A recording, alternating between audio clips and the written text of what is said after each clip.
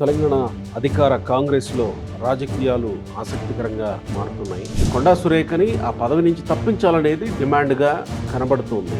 రేవంత్ రెడ్డి వచ్చిన తర్వాత ఏం చర్యలు తీసుకుంటారు? ఒక కాంగ్రెస్ పార్టీలో ఒక ఘర్షణ వాతావరణం మొదలైంది. రేవంత్ రెడ్డికి వ్యతిరేకంగా ఒక బలమైనటువంటి వర్గం బయలుదేరింది. ఆ రేవంత్ రెడ్డి గారి పట్ల అధిష్టానం ఏమాత్రం కొంచెం ఇదైనా ఇటువంటి కొండా సురేఖలు ఇంక 10 మంది తయారు. చర్యలు తీసుకోవాలంటే ఇక్కడ ముఖ్యమంత్రి పదవికి ఎసరు వచ్చే అవకాశం వస్తుంది ఖచ్చితంగా. అధిష్టానాన్ని కాదని నువ్వు ధిక్కరిస్తే పార్టీ అంతా నీ అనుకుండదు కదా. ఆయన సుపీరియర్ కాదు, పార్టీ సుప్రీం పవర్ కాదు, అధిష్టానం ఉంది. నమస్తే, తెలుగు న్యూస్కి స్వాగతం. తెలంగాణ అధికార కాంగ్రెస్లో రాజకీయాలు ఆసక్తికరంగా మారుతున్నాయి. రేవంత్ రెడ్డి రాబోతున్నారు. ఏం జరగబోతోంది? కొండా సురేఖ, చిన్నారెడ్డి, రాజగోపాల్ రెడ్డి, ఇంకొంతమంది సరే పక్క నుంచి వచ్చిన నేతలైన పోచారం శ్రీనివాసరెడ్డి ఇలాంటి నేతలు మాట్లాడుతూ వస్తున్నారు. ఎమ్మెల్యేలు వరుసగా నిన్న 20 మంది ప్రజాప్రతినిధులు, ఈరోజు ఇంకొంతమంది ప్రజాప్రతినిధులు ప్రెస్ మీట్ పెడుతూ వచ్చారు. వివరణ కరెక్ట్గా లేదని, కొండా సురేఖని ఆ పదవి నుంచి తప్పించాలనేది డిమాండ్గా కనబడుతుంది. రేవంత్ రెడ్డి వచ్చిన తర్వాత ఏం చర్యలు తీసుకుంటారు? ఏ చర్యలు తీసుకుంటే ఎలా ఉంటుంది? అసలు వీటన్నింటి వెనకాల ఏదో జరుగుతుంది. మాట్లాడదాం. మనతో సీనియర్ జర్నలిస్ట్ వివి రావు గారు ఉన్నారు. నమస్కారం రావు గారు. రావు గారు, రేపు రేవంత్ రెడ్డి వచ్చే వరకు ఒక లెక్క, వచ్చిన తర్వాత ఇంకొక లెక్క అయ్యే అవకాశమే ఉంటుంది. రేవంత్ రెడ్డి వచ్చిన తర్వాత ఇప్పుడు ఈ ఇంతమంది ప్రెస్ మీట్ పెట్టి చెప్తున్నది చర్యలు తీసుకోండి, ఏదో ఒకటి చేయండి అని. ఇంతమంది ప్రెస్ మీట్ పెట్టిన తర్వాత చర్యలు తీసుకోకపోతే వీళ్ళ ప్రయాస వృధా అయ్యే అవకాశం ఉంది. ఏమి ఇంత ఇది చేసి అనవసరంగా పోయే అవకాశం ఉంటుంది కదా.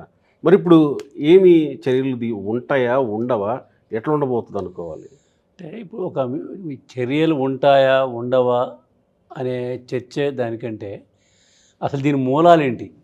ఓకే, అసలు ఎందుకు ఈ కొండా సురేఖ వాళ్ళమ్మ ఈ రకంగా మాట్లాడాల్సి వచ్చింది? ఒక ముఖ్యమంత్రిని, ఒక ప్రతిపక్ష నాయకుడు ఎవరో తిట్టిన రకంగా నీ అయ్యి వచ్చినా నీ తాత వచ్చినా ఇక్కడ గెలవరు, నేనే గెలుస్తాను అనేటువంటి మాటలు చాలా సీరియస్గా తీసుకోవాల్సినటువంటి అంశం.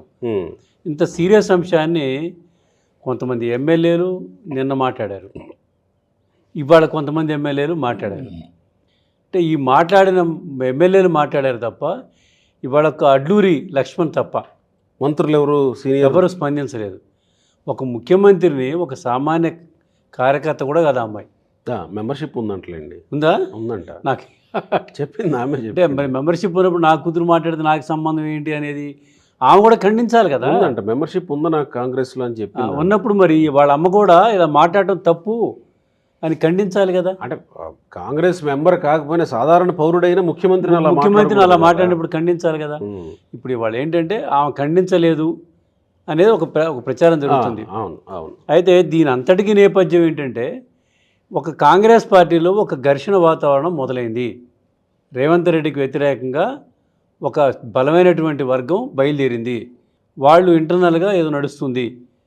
దానికి రేవంత్ రెడ్డి గారు ఇటీవల ఎంసీహెచ్ఆర్డీలో ఒక విలేకరులతో చిట్చాట్ చేస్తూ కూడా దానంతా బహిర్గతం చేశాడని, కొంచెం స్ట్రాంగ్గానే మాట్లాడాడని, పీసీ ప్రెసిడెంట్ గురించి, ఇంకొక మంత్రిని గురించి ఇవన్నీ వినిపిస్తున్నాయి మనకి. ఇప్పుడు ఎంతవరకు జరిగిందా ఏంటి అనేది పూర్తిగా వినిపిస్తున్నాయి.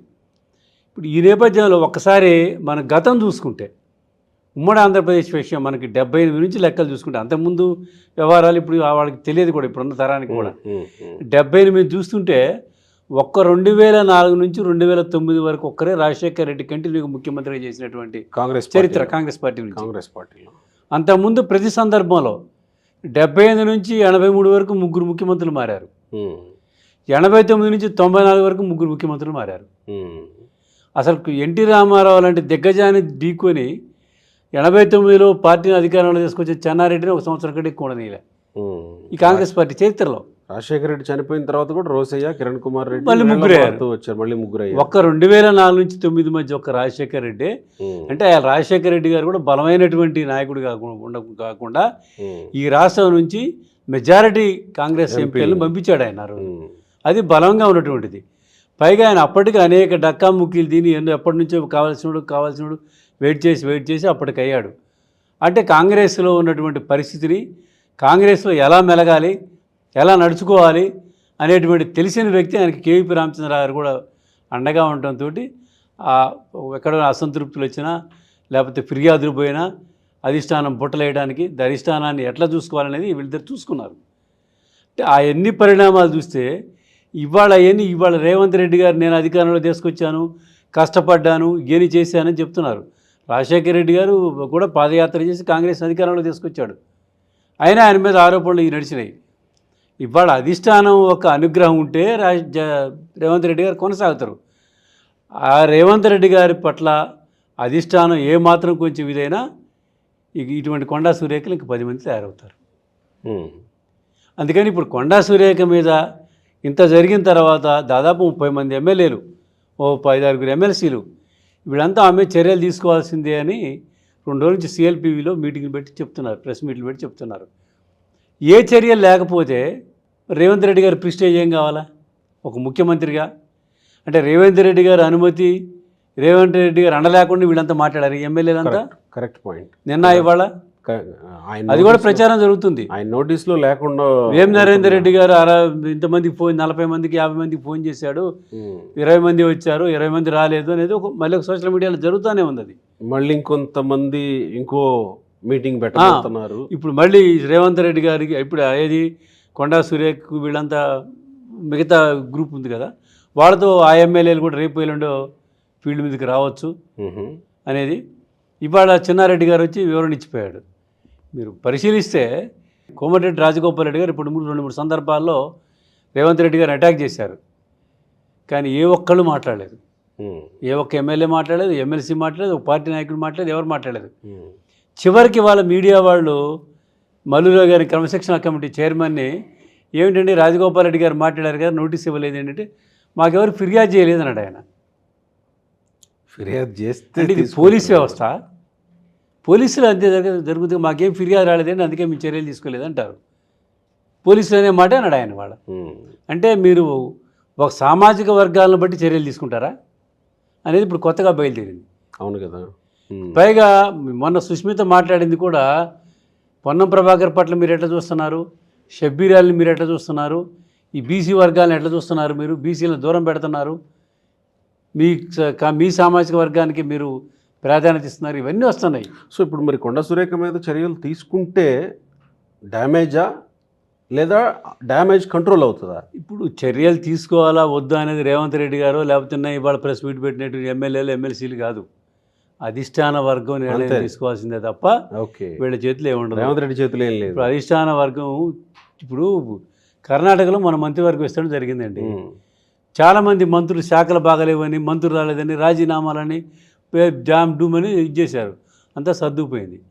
ఇది కూడా అధిష్టానం ఇప్పుడు మంచిది కాదు, వాతావరణం బాగాలేదు, మనకున్న 1-6 ప్రభుత్వాలను కూల్చుకుంటే ఎట్లా అని ఏమన్నా చేసుకుంటే అందరూ కూర్చోబెట్టి ఎన్నికలు అయ్యేంత వరకు సరిపెట్టుకుంటే సర్దుకునేటువంటి ప్రయత్నం చేస్తారు తప్ప అధిష్టానం ఎవరి మీద చర్యలు ఉంటాయని నేను అనుకోవట్లేదు.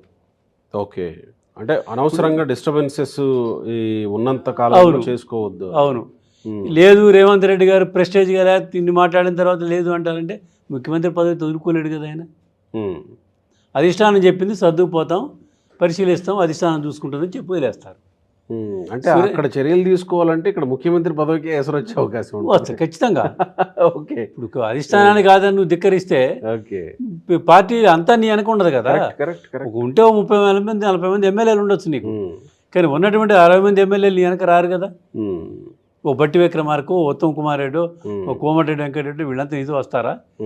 నిన్ను ఇంత దిడితో ఒక మాట మాట్లాడే వాళ్ళ మంత్రివర్గం నుంచి ఒక మంత్రి, కరెక్ట్, ఒక కాంగ్రెస్ పార్టీ సీనియర్ ఒకడు మాట్లాడలే ఇంతవరకు, కరెక్ట్, పిసిసి ప్రెసిడెంట్ మాట్లాడలే, ఎవరు మాట్లాడాలి? నువ్వు పదవి ఇచ్చేటువంటి ఏ నాయకుడు మాట్లాడలే. అంటే దాని అర్థం ఏంటి? అదే ఏంటి విచిత్ర పరిణామం కదా ఇది. అంటే ఇదంతా రేవంత్ రెడ్డి గారు కూడా అనేక సందర్భాల్లో మాట్లాడిన మాటలని కాంగ్రెస్ పార్టీలో సఫకేషన్ పెంచుతున్నాయండి. ఇప్పుడు మీరు సంగారెడ్డి వెళ్ళారు, జగ్గారెడ్డిని మీరు అభ్యర్థి పోటీ చేస్తాడేనా, వచ్చే ఎన్నికలు పోటీ చేస్తూ, నిర్మలమ్మ పోటీ చేస్తుంది, ఎవరెక్కడ చేస్తారో అధిష్టానం వర్గం చెప్తుందని చెప్పి అవసరం వచ్చింది మీకు ఇవాళ? అక్కడికి వెళ్ళి రేవూరి ప్రకాష్ రెడ్డి పోటీ, అక్కడికి వెళ్ళి రేవూరి ప్రకాష్ రెడ్డి పోటీ చేస్తాడు ఇక్కడ అని చెప్తున్నాడు. మళ్ళీ 10 సంవత్సరాలు నేనే ముఖ్యమంత్రిని అవుతానని చెప్తాను. కాంగ్రెస్ పార్టీలో అది ఎప్పుడన్నా ఉందా? నేనే ముఖ్యమంత్రిని అవుతా, నేనే ప్రధానమంత్రిని అవుతా అని చెప్పుకునేటువంటి సంస్కృతి కాంగ్రెస్ పార్టీలో ఉన్నాయా? ఇవన్నీ కాంగ్రెస్లో సఫకేషన్ పెంచుతున్నాయి. ఏదో ఒక రూపేణ అది బరెస్ట్ అవుద్ది. అది ముఖ్యమంత్రిని దింపడమా లేకపోతే ఆమెను సస్పెండ్ చేయటమా? కానీ మళ్ళీ ఇంకొక చర్చ కూడా ఉంది కదా రావు గారు. ఇప్పుడు రేవంత్ రెడ్డి కాకుండా, రేవంత్ రెడ్డి కాకపోతే ఇంకెవరు మరి కాంగ్రెస్లో అని అంటే ఏమీ లేదు కదా ప్రస్తుతానికి. దిగ్గజం లాంటి రోషే గారు రాజశేఖర రెడ్డి గారు చనిపోతే రోషే గారు చేశారు. ఏమైంది తర్వాత? అంతే అవుద్ది కాంగ్రెస్ పార్టీలో. మరి అదే కాకుండా ఇప్పుడు కొంతమంది కాంగ్రెస్ ఒక మాట ఇప్పుడు కాంగ్రెస్ పార్టీ పరిస్థితి, రేవంత్ రెడ్డి కొట్లాడి, రేవంత్ రెడ్డి పోరాటం చేసి, రేవంత్ రెడ్డి ఐక్యం చేస్తే వచ్చినటువంటి అధికారంగా కొంతమంది భావిస్తున్నారు దీన్ని. రేవంత్ రెడ్డి అనే వ్యక్తి కాంగ్రెస్ పార్టీలో ఇలా ఒక ఫైటర్గా లేకపోతే కాంగ్రెస్ పార్టీ పరిస్థితి ఏంటి? మీకు అదే చెప్తున్నారు, ఉదాహరణలతో సహా చెప్పాను మీకు. 89లో జైంట్ లాంటి ఎన్టీ రామారావుని ఓడించినటువంటి చెన్నారెడ్డి ఏడాది తిరిగేలోపు గది దిగి వెళ్ళిపోయాడు. ఆ తర్వాత జనార్దన్ రెడ్డి వచ్చాడు, ఆయన దిగి వెళ్ళిపోయాడు. విజయభాస్కర్ రెడ్డి గారు వచ్చారు. తర్వాత మళ్ళీ కాంగ్రెస్ పార్టీ పరిస్థితి ఏమైంది? 10 ఏళ్ళు పోయింది. మళ్ళీ 94 వచ్చేసి 2004లో వచ్చారు. 2009 వరకు రాజశేఖర రెడ్డి గారు ఉన్నారు 5 ఏళ్ళు. తర్వాత మళ్ళీ దింపుకుంటూ ఎక్కుపోయారు. మళ్ళీ 10 ఏళ్ళు పోయింది, మళ్ళీ వచ్చింది అది. అంటే చేస్తున్న తప్పులు ఇవి అనేది కాంగ్రెస్ పార్టీ స్థిరమైనటువంటి నాయకత్వాన్ని గుర్తుపెట్టుకోండి మీరు. కాంగ్రెస్ పార్టీ అధిష్టానానికి ఈ ప్రభుత్వం పోతుంది, దీన్ని కాపాడుకోవాలి, ఇది ఉండాలి అనేటువంటి ఆలోచనలు తక్కువ ఉంటాయండి ఢిల్లీలో ఉన్న వాళ్ళకి. అంతే అంటారా? వాళ్ళు పట్టిన కుందేడు 3 కాళ్ళు అన్నట్టు. ఇప్పుడు మనం చూసాం కాంగ్రెస్ అధిష్టానం ఎట్లుంటుందంటే, రాజస్థాన్కి సంబంధించి ఆ సచిన్ పైలట్ ముఖ్యమంత్రిని చేస్తారని అందరూ ఊహించారు ఎలక్షన్ కంటే ముందు. కరెక్ట్. యువకుడు చేస్తాడనుకొని. మధ్యప్రదేశ్లో అతను చేస్తారనుకున్నారు. ఇవన్నీ జరిగినాయా? వృద్ధులకే ఇచ్చారుగా. మధ్యప్రదేశ్లో ఒకటి ఇచ్చారు, అక్కడ ఒకటి ఇచ్చారు, 2 గవర్నమెంట్లు పోయినాయి కదా తర్వాత ఎన్నికలకి. ఇప్పుడు పక్కన కర్ణాటక చూసాం మనం. సిద్ధరామయ్యకి 2 ఏళ్ళు పెట్టారు. సిద్ధరామయ్యని మార్చట్లేదు మేము అని చెప్పారు 3-4 రోజులు. తర్వాత డీకే శివకుమార్కి బీజేపీ వాళ్ళు కన్ను గిడుతున్నారని తెలిసి ఏదో దయానో భయానో మార్చుకున్నారు. అంటే రేవంత్ రెడ్డికి ఏమన్నా ఆల్టర్నేటివ్ సిద్ధంగా ఉందా ఇక్కడ? అంటే ఇక్కడ ఆ పరిస్థితి కనిపించట్లేదండి ఇప్పుడు. బీజేపీకి ఉన్న స్థానాలు 8 కదా. వాళ్ళకి బలంగా ఇది ఉంటే తను చేస్తాడు అనుకుంటే అది ఒక అధికారం నుంచి. ఇప్పుడు కాంగ్రెస్కి ఇంత రేవంత్ రెడ్డి గారికి ఇంత చెప్తున్నారా? 30 మంది ఎమ్మెల్యేలు, 40 మంది ఎమ్మెల్యేలు, 50 మంది ఎమ్మెల్యేలు ధైర్యంగా ఉన్నారని చెప్తున్నారా? ఇప్పుడు అంతా పడిస్తే రేపు పరిస్థితులే మారితే ఆయన కావాలని పట్టుకొచ్చి మంత్రి పదవులు ఇచ్చిన ఒక్క మంత్రి మాట్లాడట్లేదు. వాళ్ళ రాజకీయాల్లో ఎప్పుడు 1+1 2 కావు. అవసరాలకు తగ్గట్టుగా దానికి అనుగుణంగానే మారుతారు తప్ప ఈ నాకు స్పాయిలర్గా ఉంటాడు, నాతో కలిసి ఉంటాడు అనుకోవడం అనేది సాధ్యంగా అనిపిస్తుంది. సో అంటే నీ పక్కనే ఉంటారు, నిన్ను కాంగ్రెస్ పార్టీలో నువ్వు ఎప్పుడు గది దిగుతావా అని చూస్తుంటారు. సో మీరు చెప్పినట్టుగా దీనికి ఒక కంక్లూజన్ రావాలంటే అధిష్టానం రేపు రేవంత్ రెడ్డి గారు ఇస్తే క్లారిటీ వస్తుంది. రేపు రేవంత్ రెడ్డి గారు అధిష్టానం దీన్ని ఎంత మేరకు సర్ప్రైజ్ చేయడానికి, సర్ది చెప్పే ప్రయత్నం చేస్తే తప్ప లాగదు. లాగితే తెగుద్ది.